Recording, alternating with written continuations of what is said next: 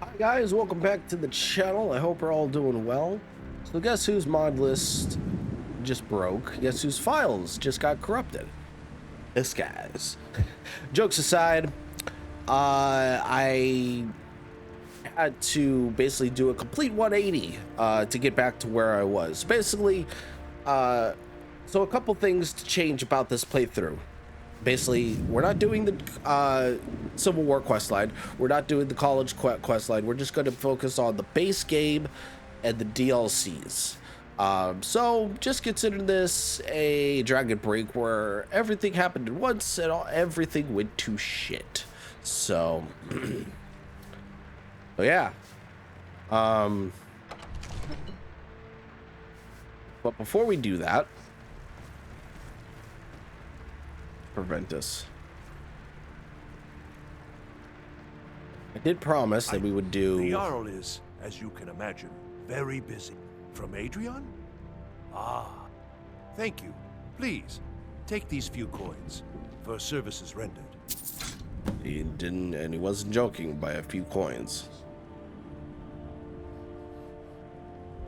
Excellent. You've done us a great service. Here is your reward.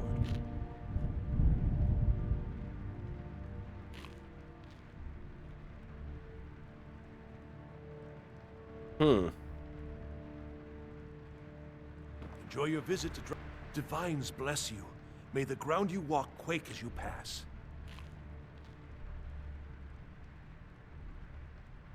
If there's any more I can help you with, just let me know. All right.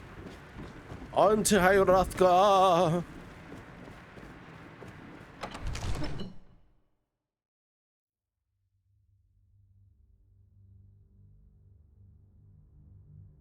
So yeah, I'm rebuilding my mod list from the ground up, and as you can see, I haven't installed all the nook and crannies. And oh my god, it's raining.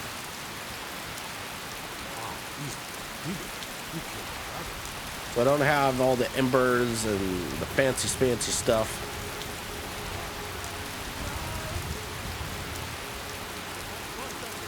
There's been talk amongst the gods.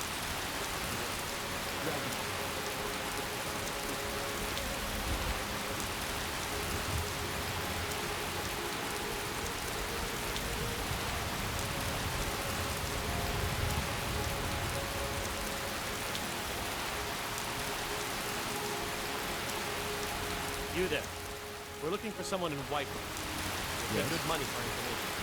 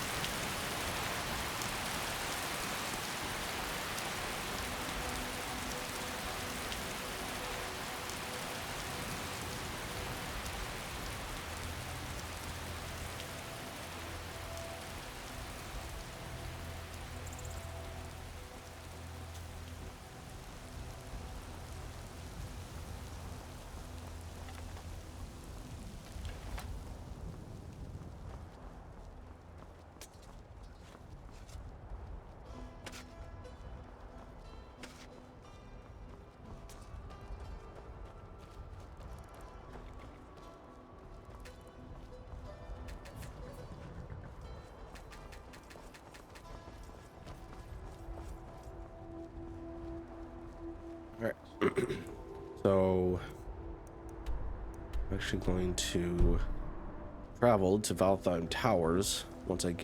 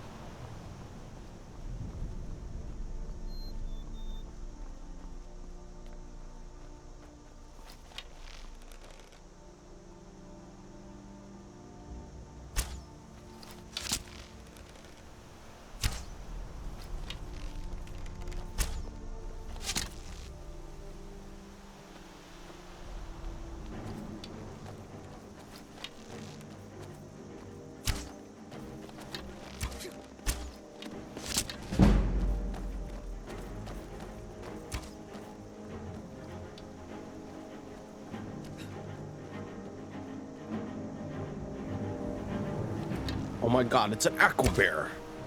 Damn it.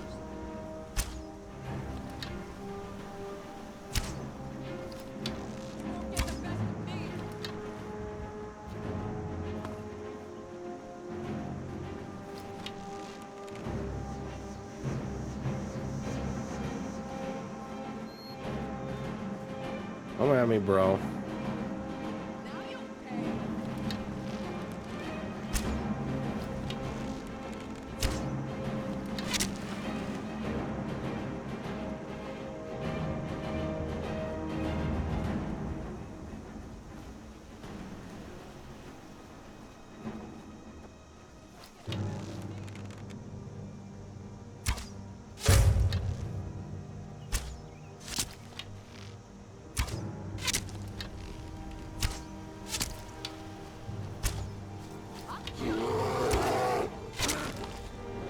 Get wrecked, son.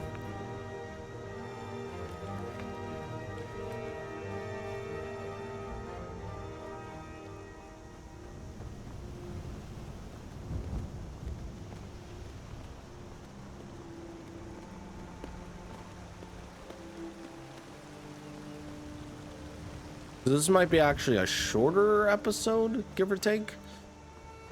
Just because I don't really feel like, you know, going up across Mount Fuji here, or going all the way across the Badlands. Let's get to Ivolstead. That mine?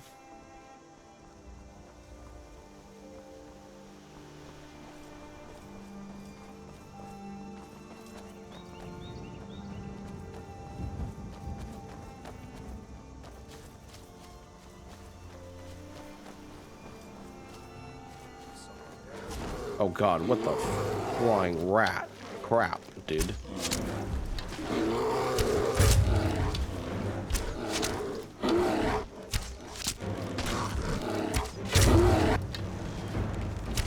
Scavenger. Kill him. Kill him.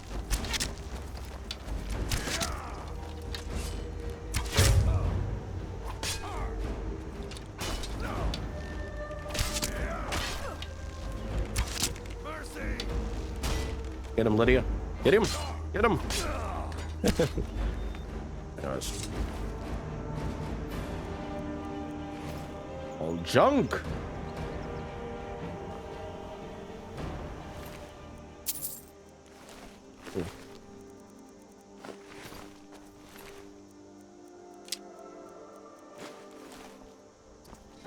Anyways.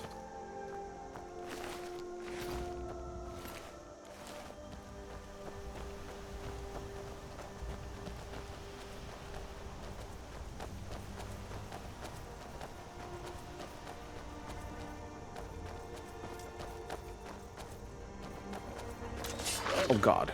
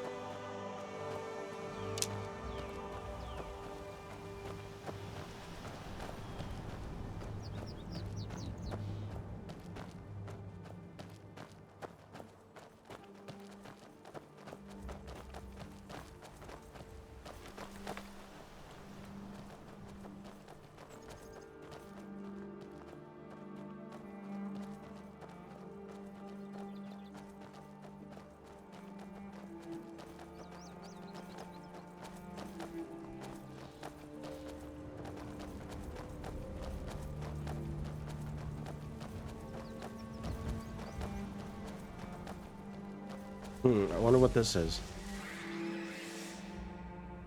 What the shit?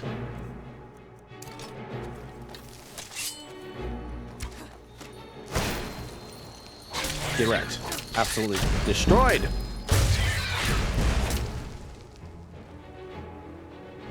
Okay, this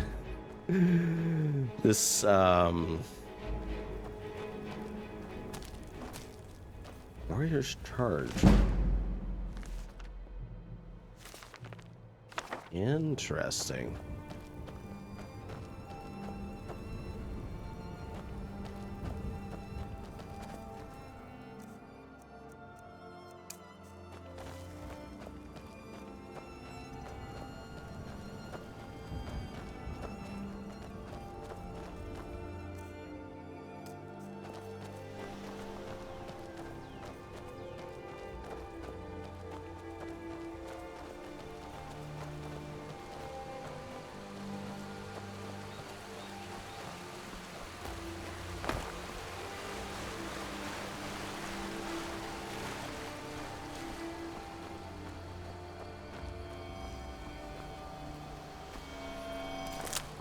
Usually there is a troll right over here. Where he is. Blind to thinking that there's a troll right here? Hello?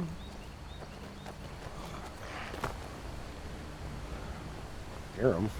I see him! I knew it!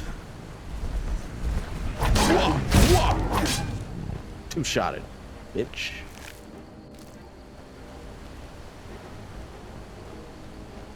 I swear this weapon is so overpowered.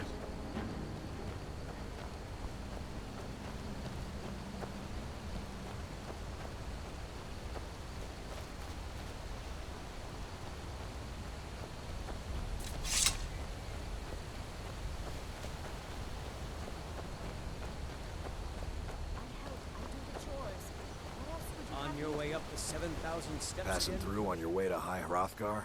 Mostly food supplies like dried fish and salted meats. You know, things that keep fresh for a long time. The Greybeards tend not to get out much, if you catch my meaning. And in return? Well, it's kind of an understanding between us. I mean, it just wouldn't feel right to charge them for a bit of preserved food. Trouble is, my legs aren't what they used to be, and climbing the 7,000 steps takes its toll. I can do it for you. Really? Well, that would be kind of you. Here, take this bag of supplies. At the top of the steps, you'll see the offering chest. Just leave the bag inside, and you're done. Cool. Not today. I'm just not ready to make the climb to High Hrothgar.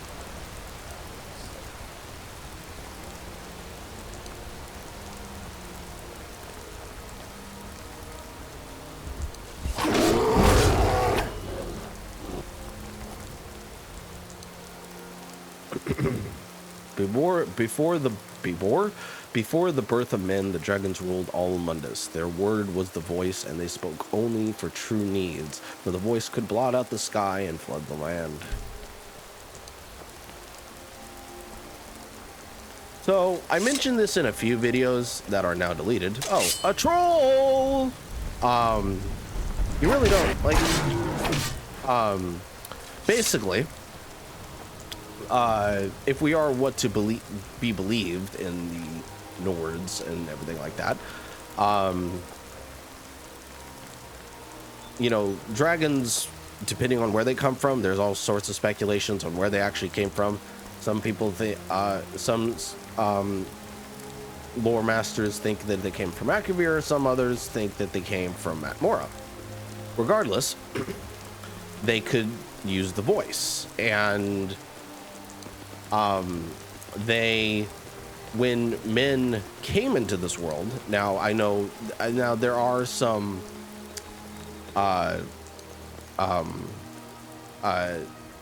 like basically before Isgamor came to Skyrim or to Tamriel, there were a bunch of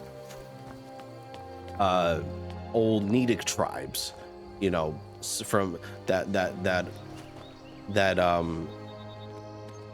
settled in old Cyrodiil, or Cirid, as it was once called, High Rock, and I know Skyrim, or at least from what we're told. And also there's Atmora, Akavir, and you know, Yokuda. So basically, men were born and spread over the face of Mundus, like I said.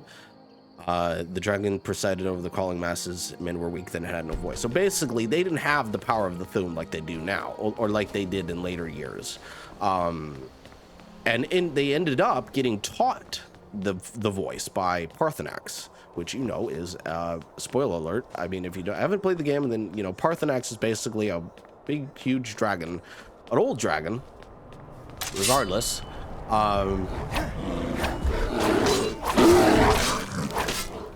is a big dragon that basically pitied man for a good period, and basically defected over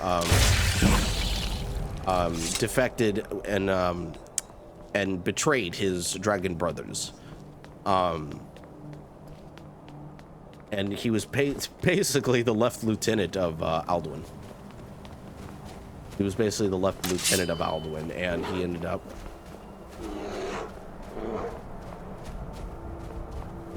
oh god.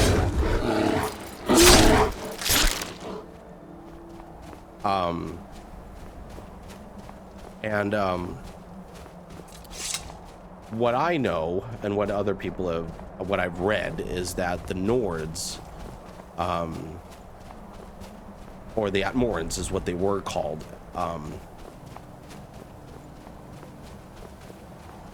okay, so basically the moral of the story is that men were spread over the face of Mundus. Then over time, men basically rebelled and didn't want to be ruled by dragons anymore, and so they rebelled. But they didn't have the voice like this this tablet says, kind of what it says. The fledgling spirits of men were strong in old times, unafraid to war with dragons and their voices, but the dragons only shouted them down and broke their smarts. Because also, plus the men, you know, did depict them as gods because they were a part of the dragon, or the old Nordic pantheon. So basically all of it is true, all of it is based on speculation. But overall, the moral of the story is that men beat the dragons and they were hunted down in later years. That's basically what it comes down to. That's basically what it comes down to. And so, because we don't know a whole lot about, you know, the early Merethic era, nor do we know a lot about the Dawn era, because the Dawn era is subjective, as most things are in those later times. Keep an eye out for wood. So this is what I was talking about. Kain called on Parthenax, who pitied man. Together they taught men to use the voice. And then the dragon war raged, dragon against tongue. Because back then, the men were not called dragonborn; they were called tongues. And the strongest of those tongues were said to be so powerful that they could not verbally swear into office as king or leader. So that's basically pretty much it, at least from what I know. Okay, come down here, brother. Come down here. You will come down here, and I will smite thee. Okay. A one-shot hit.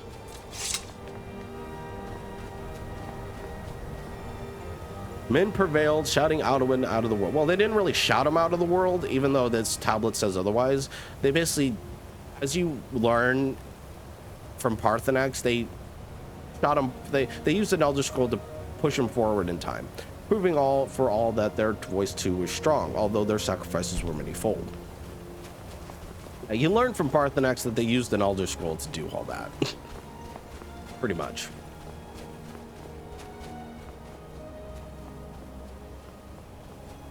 They didn't technically shout him out of the world because they could not defeat him alone. Because destiny foretells that only a Dragonborn can technically defeat Alduin, which is true. Fun fact, though. Okay, so with warring tongues, the Sky Children conquer the founding of the First Empire and the sword and voice, whilst dragons withdrew from this world. So, contrary to popular belief, the Nords actually had the First Empire, but that empire did not last once this tablet, I think, says it about it.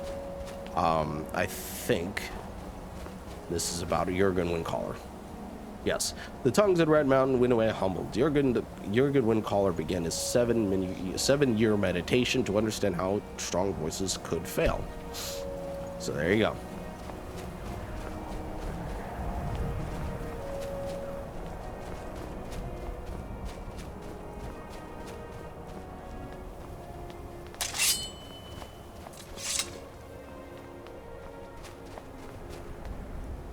Jurgen Windcaller chose silence and returned.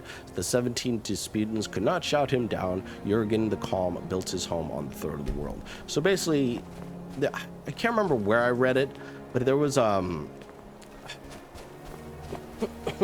there was something where I think Jurgen the Calm or Jurgen Windcaller basically swallowed all of the disputants' voices or something like that. Something of that rather. I couldn't remember.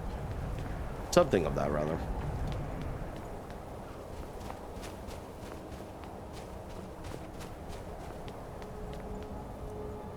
For years, all silent, the Greybeard spoke one name, Tiber Septim. Stripling, then, was summoned to Hrothgar. They blessed him and named him Dovahkiin.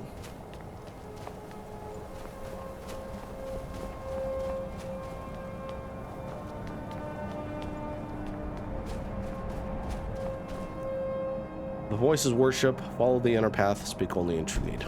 There you go. And now you get a voice. The voice of the sky.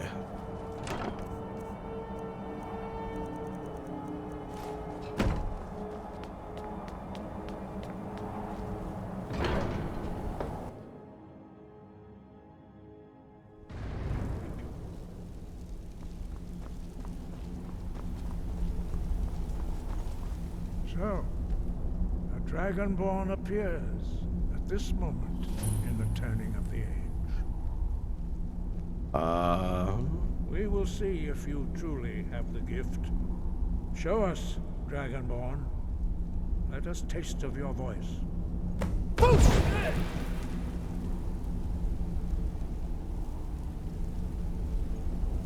Dragonborn, it is you. Welcome to High Hrothgar. I am Master Arngir. I speak for the Greybeards. Now, tell me, Dragonborn, why have you come here?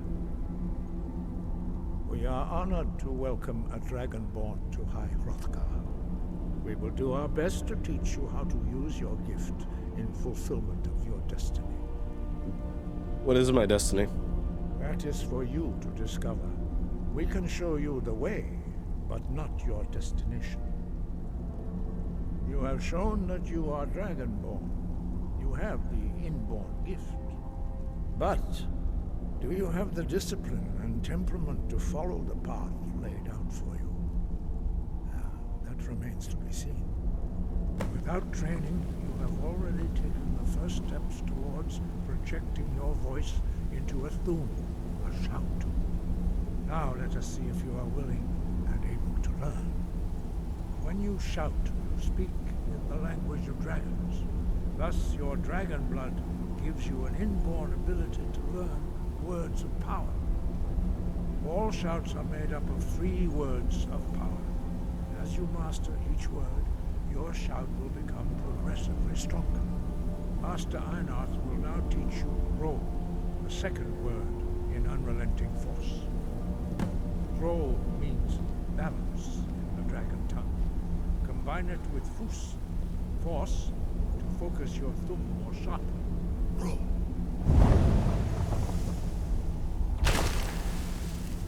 Fancy.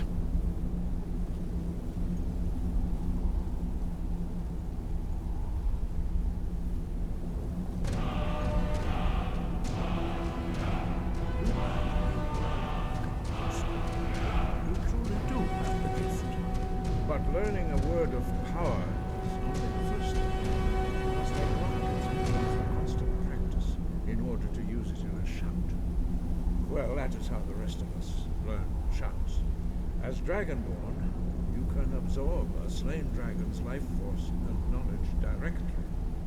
As part of your initiation, Master Einard will allow you to tap into his understanding of role.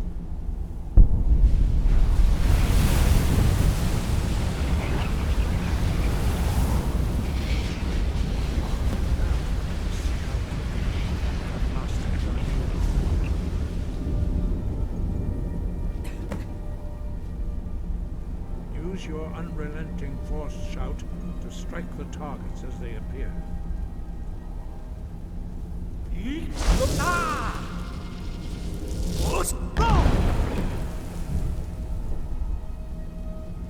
Well done. Again.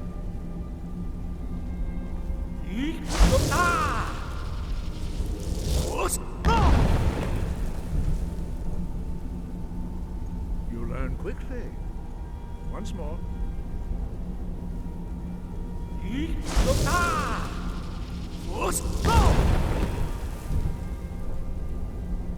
Impressive. Your thumb is precise. You show great promise, Dragon. We will perform your next trial in the courtyard. Follow Master Boy.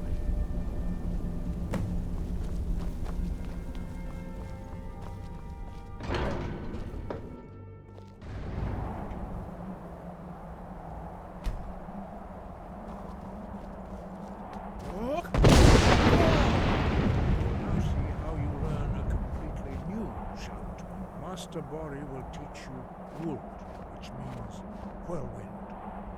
Wold.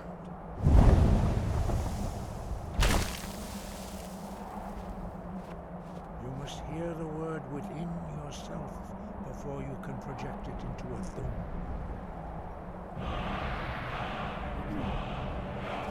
Approach Master Bori and he will gift you his knowledge of Wold.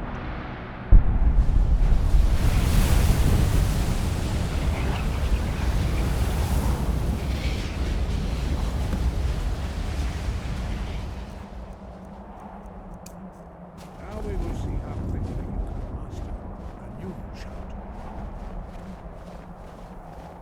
Master Wolfgar will demonstrate Whirlwind Sprint. Then it will be your turn. Master Bori. X. Now it's your turn. Stand next to me. Master Bori will open the gate. Use your whirlwind sprint to pass through before it closes.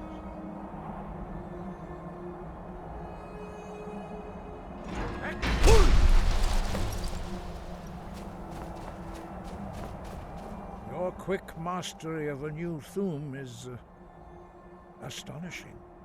I'd heard the stories of the abilities of Dragonborn, but to see it for myself. You are now ready for your last trial. Retrieve the horn of Jürgen Windcaller, our founder, from his tomb in the ancient fane of Ostengraf. Remain true to the way of the voice, and you will return. Cool. Breath and focus. All right. Well, hope you all enjoyed that episode, guys. Yeah, so anyways, I will end the episode here. Leave a like, comment, subscribe, all that fun stuff, and I will catch you on the next one. Bye bye, guys.